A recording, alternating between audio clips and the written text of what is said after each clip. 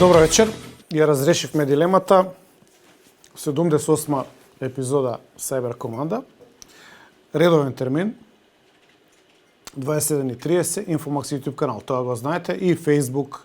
А гледам у последно време и на TikTok оди во живо, и Twitter.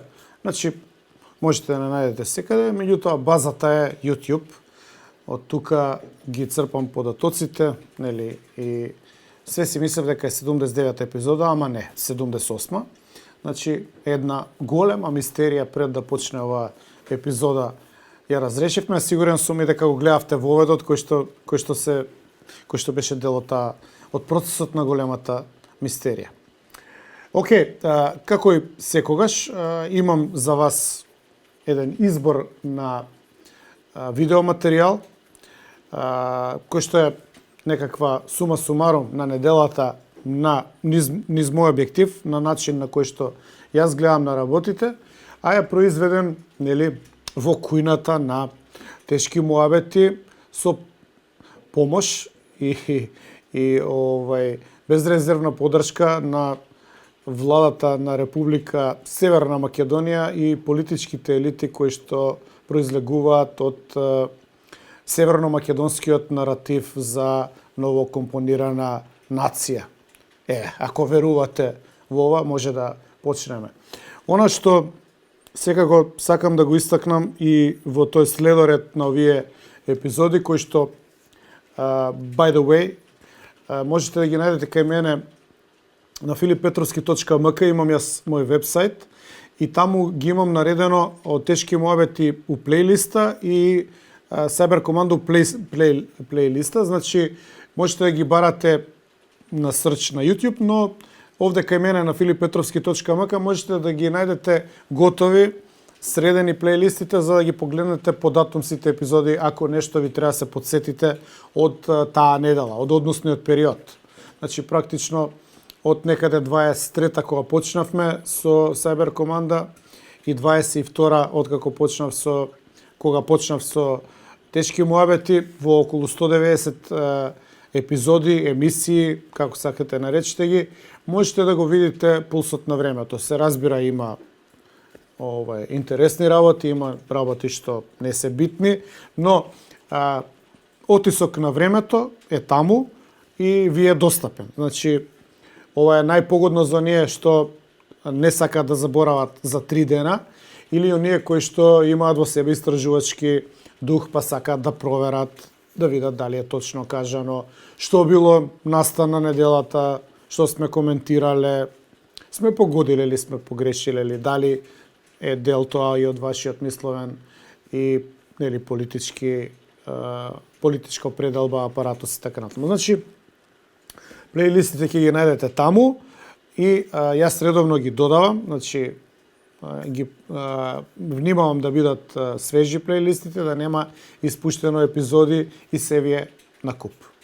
Има и други работи таму, имате бесплатни книги, имате рецензии, имате колумни, имате текстови за историја. Ако ве интересира историја, у последно време се она што го истражувам како настани од нашето славно минато, посебно ако сте нели заинтересирани за историјата на ВМРО, таму ќе најдете доста работи. При историја на ВМРО, мислам и генерално на историјата на Македонија од 893 до 1990. Значи, еден широк комплот, широк спектар, диапазон на нели моите интересирања поврзани со историја, ќе ги најдете таму и погледайте го сајтот, ќе ми пишете.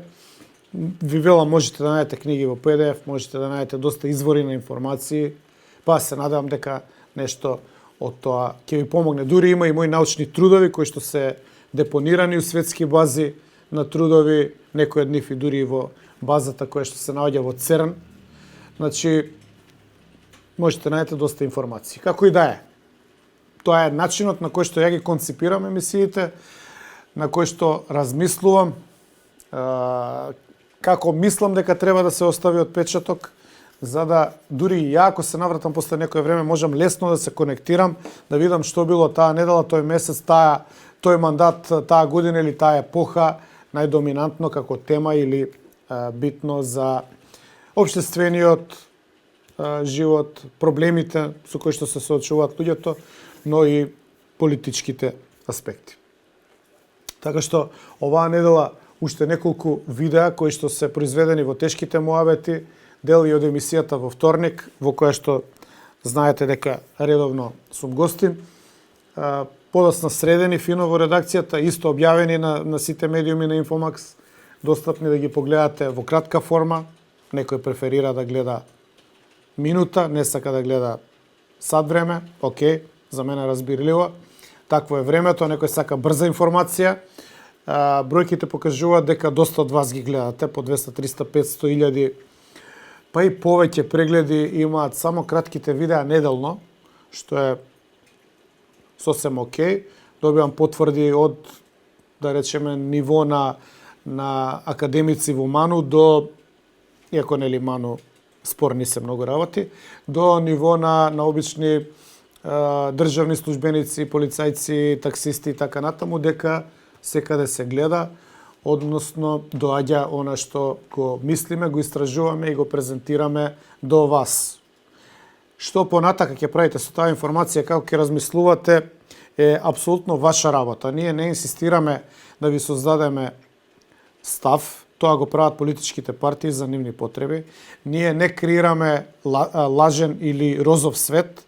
Ние не ви кажуваме дека работите се супер ако мислиме дека не се. Ја посебно мислам дека нашата работа е и о контрер од другата страна, да ние ги демаскираме, да ги деконструираме лагите и лажните наративи кои што намерно се смислени за да ве доведат во заблуда, да ве замајат, да ви прикажат еден поубав свет за кој што сигурен сум дека сите вие горе-доле, ако се замислите малку, ако се заангажирате, ако се вклучите, ќе сватите дека навистина се лага. Па, например, како делуваат нечестните политички елити, составени од привилегирани деца, составени од татини и мамини синови, кои што се недопирливи за закон, кои што се над вас, кои што можат што сакаат да прават. Како делуваат таквите елити? Прво, а тоа е, да речеме, моето, ако може да кажам, политичко кредо. Од 90-та и некоја на почетокот на 90-тите па се до денеска, како се занимавам со политика, ги гледам истите принципи, само што ги гледав од левата страна. Тоа беа внуци или синови на партизани. Партизаните беа горе-доле луѓе кои што последните 3 месеци од Втората светска војна се упишале дека биле, а никогаш не биле активни.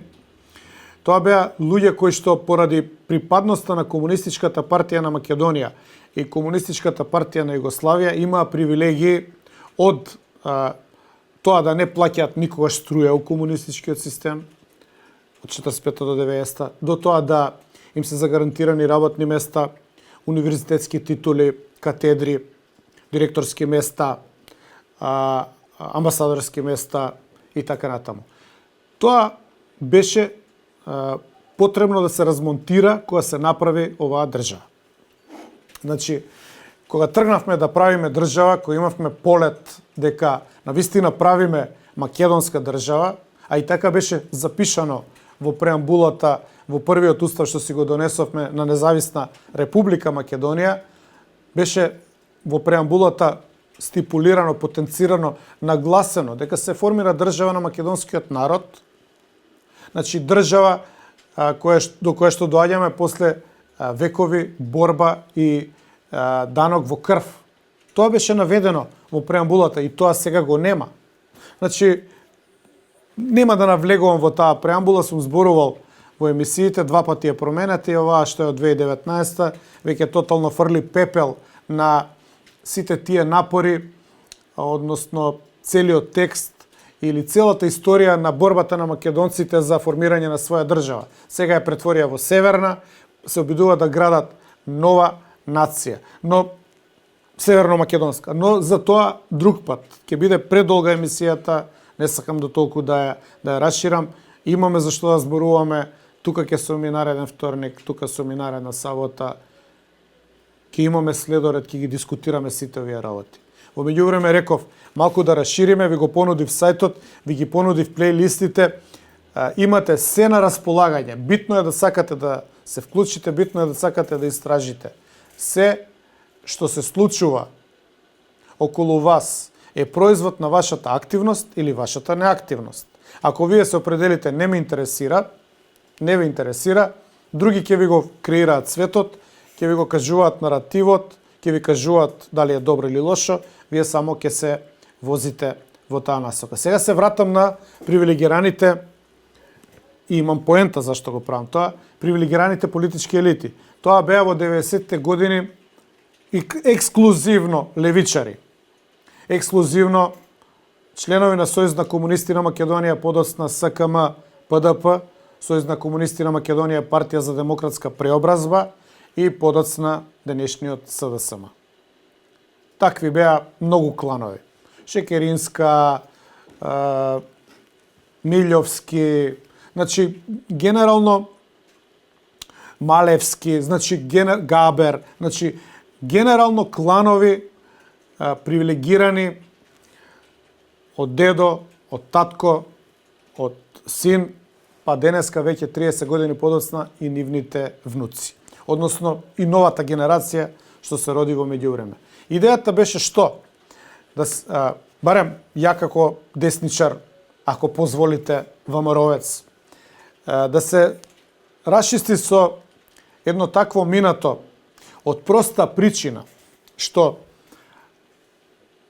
таа нивна ексклузива, како го држеа, управуваа, командуваа и користеа системот за себе, беше само затоа што беа потиснати сите промакедонски размислувања, борбата за независна и обединета Македонија.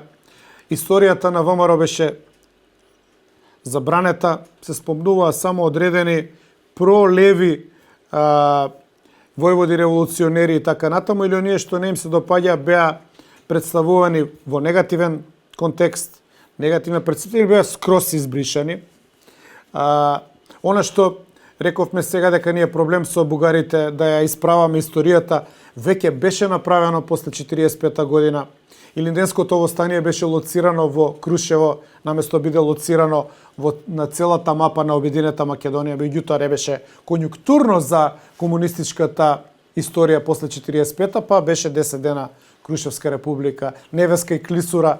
Убеден сум, никогаш не сте ги ни чуле дека имале 3 месеци востание кое што не ни било угушено, затоа што турците нели имале капацитет да влезат да го угушат. Да не зборувам за Енидже Вардарско, пред да се исушат мочварите, каде што имало безмалку прогласена и слободна македонска и организациона ВМРО-вска територија. Значи, се тоа беше избришано. Добивме привилегирана елита, добивме ВМРО-вци по затвори, избегани во емиграција, голи оток, прогони, полициски досиеа. Значи, јасно беше. Левото е на власт, десното е под прогон. И после едно такво малтретирање, уништување на се што е здраво македонско, ние во 90-тите години добивме партија која што рече македонска валута, македонска репрезентација и така натаму, приказната ја знаете. Партија која што прва рече да се интонира македонската химна, која што победи на првите избори во 90-та, кои што беа повеќе партиски и така натаму. И тоа беше, барем мојата генерација го виде како едно конечно балансирање на историјата, исправање на историски неправди и да направиме конечно наша држава. Од таа преамбула до формирањето на државата, до одвојувањето и можното во иднина на некаков културен начин спојување на поделена и распарчена Македонија во Букурешт 1913. Тоа беше идејата. И беше идејата дека таа држава, Република Македонија, му припаѓа на обичниот македонец. Им припаѓа на сите. Не на елити, не на леви елити, не на олигархија, не на некакви привилегирани пораѓања затоа што, не знам, дедото бил партизан 3 месеци и така натаму. И се тоа беше добро како концепт. Добро како замисла. Партијата беше борец, ВМРО-ДПМН беше борец за да се постават тие и да се исправат историските неправи, да се постават правите принципи на добри, на здрави основи, за да ја зајакнеме државата, да ја развиеме, да ја направиме дел од Европа и така натаму. Прва која што ја спомна Европската агенда во агенда 2000, пактот за стабилизација, асоциација и така натаму, прва што ги направи чекорите кон Европа и беше ВМРО-ДПМН. Затоа што културолошки и цивилизацијски не сме дел од Европа. Не е тоа нешто кој знае што, не измислуваме топла вода, тоа сме ние. И ВМРО беше народна партија. Таа беше инклузивна.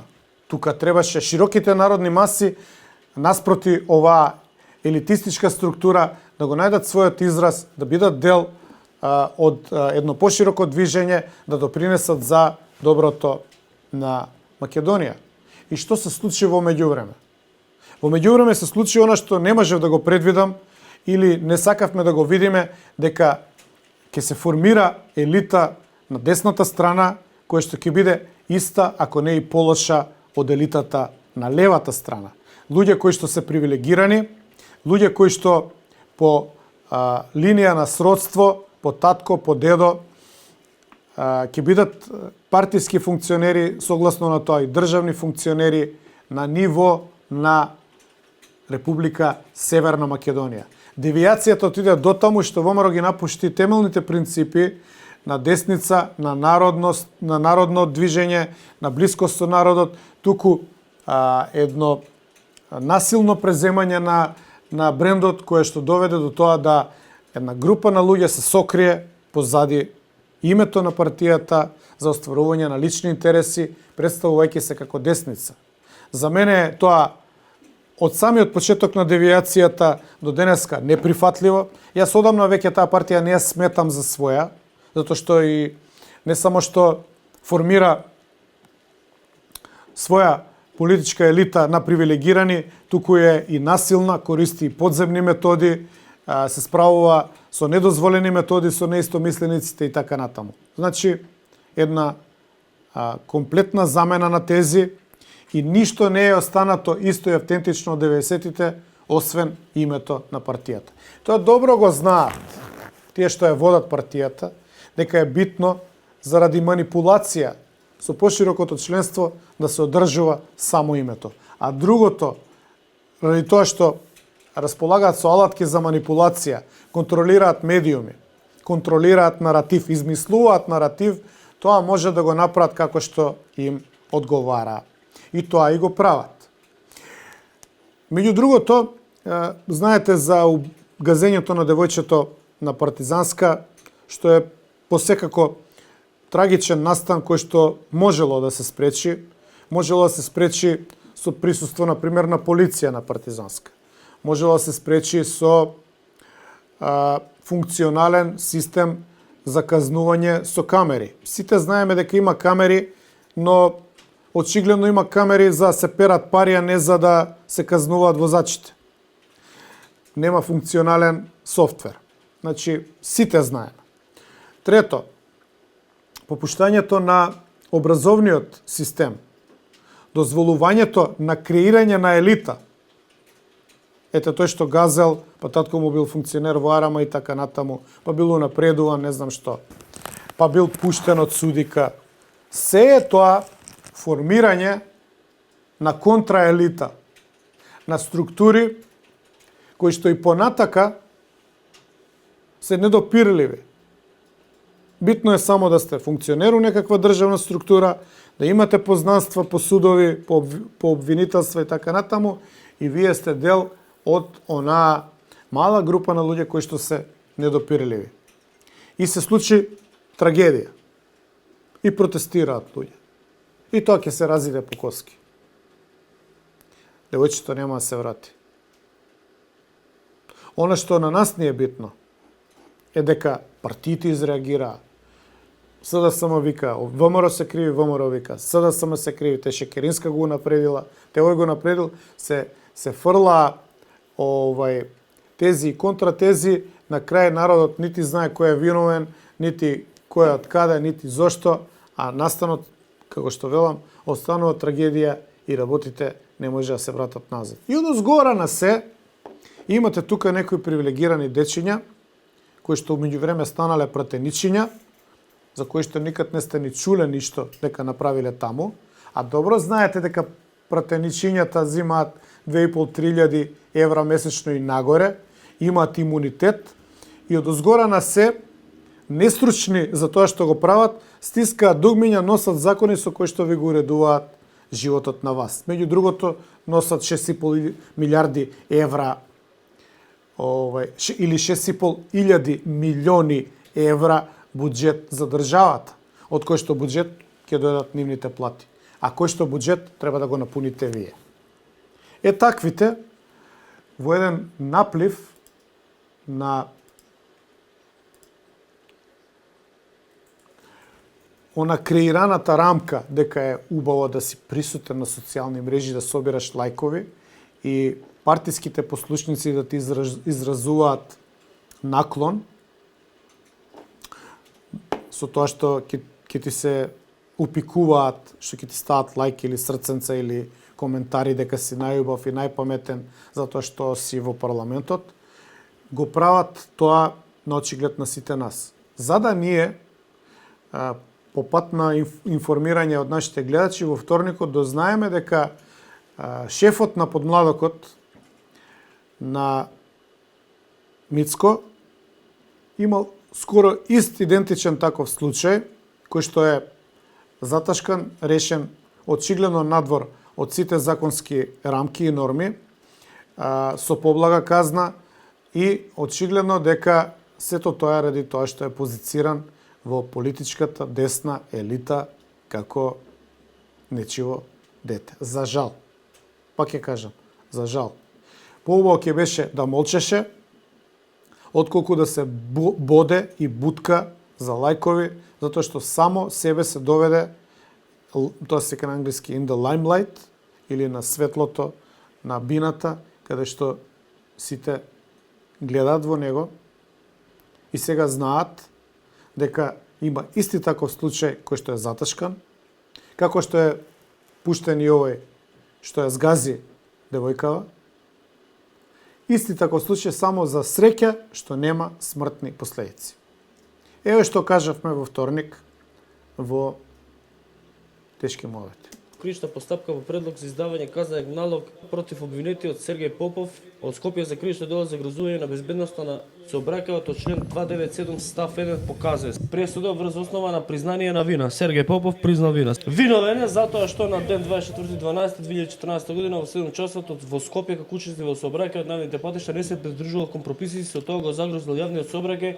Сергеј Попов управувал возило без положен возачки испит, го управувал со концентрација од 1,43 промили алкохол во крвта. Ем немал возачка, ем бил пијан. Што направил сообраќајка која што предизвикал тешки телесни повреди на сопатник во другото возило. И сега би требало да биде осуден, година затвор и 3 години условно. Тоа би било логично. Најмалку. Он е осуден на 500 евра казна, забрана за возење 3 месеци, значи он поминал со казна под пропишаната казна. Сега Сергеј Попов е пратеник. И он со УМС го поддржувал протестот. Чекаме шефе, ти немаш морално и етичко право да повикуваш на протести. Заедно со УМС ќе се придружиме на протестни собори да изразиме сочувство за форсивниот револт против системот што убива. Ти си бенефишиери на овој систем. Овој систем не те ставил тебе у затвор, а требало. И ти збориш за систем што убива, па тој систем тебе те спасил. Чекај малце, стој. И уште Со нешто. кое лице ти повикуваш и збориш за систем? Уште.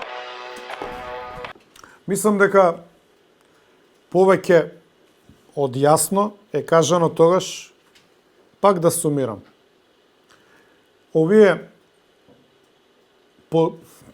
како да кажа, скоро е, не знам ни како да ги наречам, вие не сте подмладок.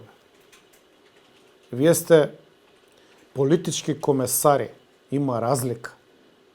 Кога ја бев председател на подмладокот, мене ме бираа младите на Централен комитет со тајно гласање. Вас ве поставува у Белата палата врховното политичко божество по собствено наоѓање и волја, а на начин на кој што е поставен и он. Подпишува, ве става и здраво. Ама сте виделе можност вие да направите политички пробив, па ќе сте се придружеле пред Силво.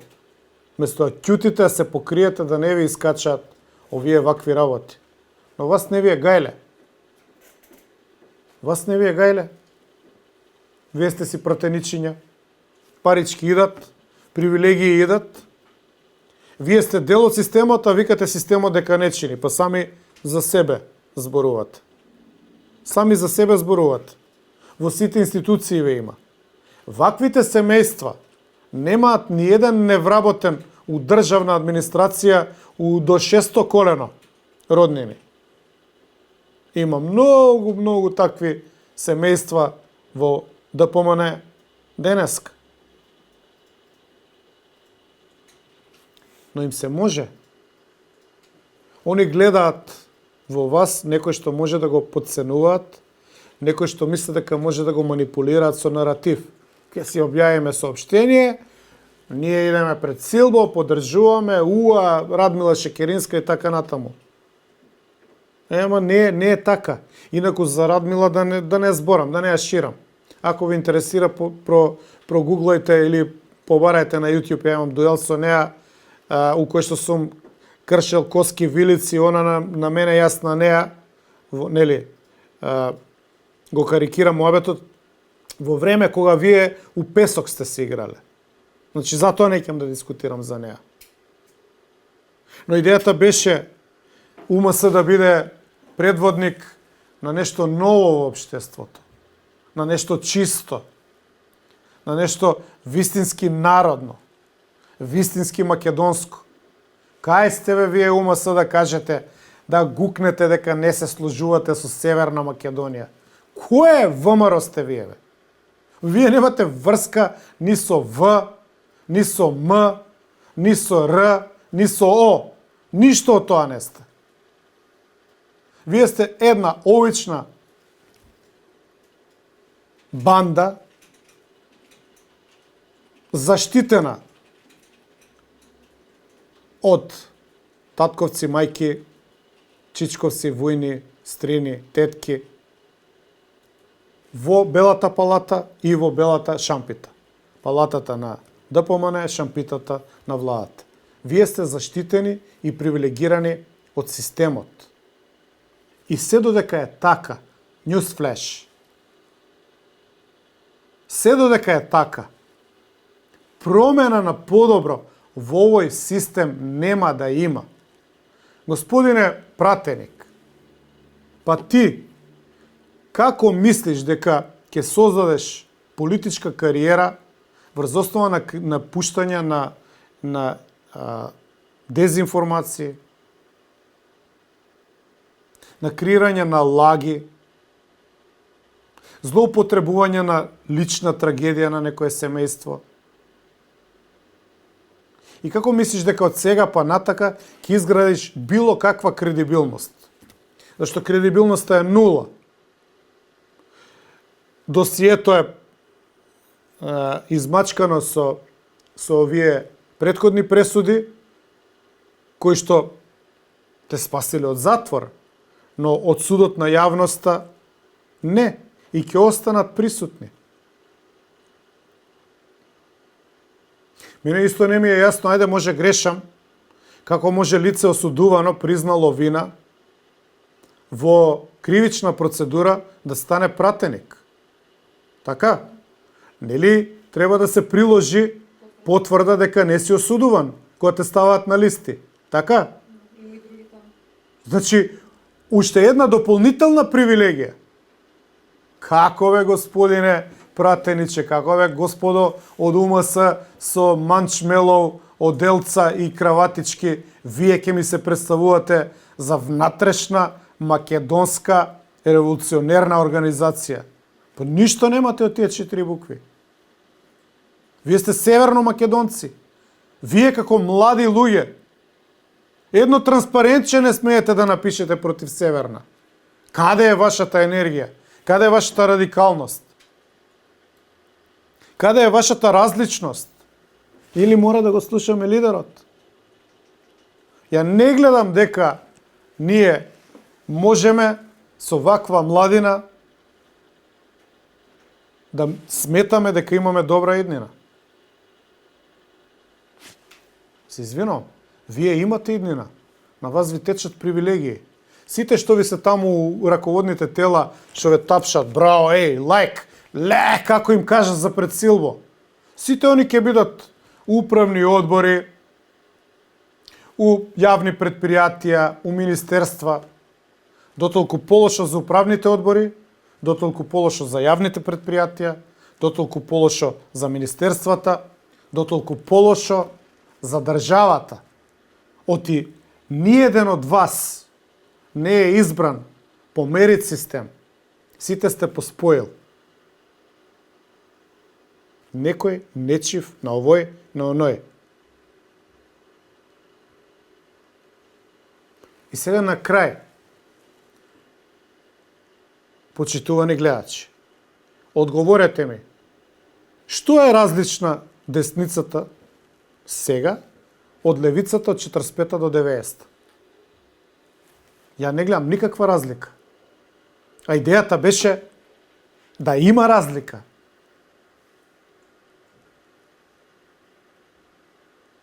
Светската банка ни предвидуваше до 2030 година дека ќе бидеме 1,8 милиони во државата, поради иселувањето на младите и квалитетни кадри. Ја претркавме Светска банка за 8 години. Веќе во 22 според пописот сме 1,8 милиони. 2030 ќе бидеме најмногу 1,7 милиони. Поставувате кловнови и циркузанти за национални координатори кои што идат и викаат у Чешиново и Облешево деца ќе правиме. И зимаат по 200.000 денари месечно привилегирано, функции, пари, плати и се друго. У меѓувреме бројките се поразителни. И тука ќе ја завршам оваа епизода, затоа што мислам дека нема потреба тематски да ја ширам, имам материјали за црешите на Мицко, за кошничките, санкциите кои што не ги разбира, како ќе не удрат по глава. Гледам еден човек кој што се обидува да научи економија и иако исто по привилегиран пат е станат цел животот што е, да се покаже дека нешто разбира околу макрополитика, макроекономија, генерални трендови у свет, глобализација, проблеми на пуштањето на глобалните принципи, гасењето на одредени фабрики или намалувањето на работните места во зоните, лошите економски тенденции. Мислам дека се тоа, ако продолжам да го зборам, ќе биде предолг овој монолог, ќе фати повеќе теми, ќе продолжиме во вторник, се разбира, следете редовно. Мислам дека тематски за немањето иднина со ваква младина, демаскирањето на привилегираните со едно лизгање на примерот со изгазеново девојче беа доволни за оваа епизода, за овој момент, за овој отисок по времето. Се надевам дека кај вас ќе пробуди потреба за дебата, за размисла и за, да речеме, еден повик од вас до тие што дават власт да едноставно повикате да се променат работите. Морав да прекинам на кратко. Технички проблеми. И се вратив да довршам емисијата. Знаете како ја завршувам секоја епизода.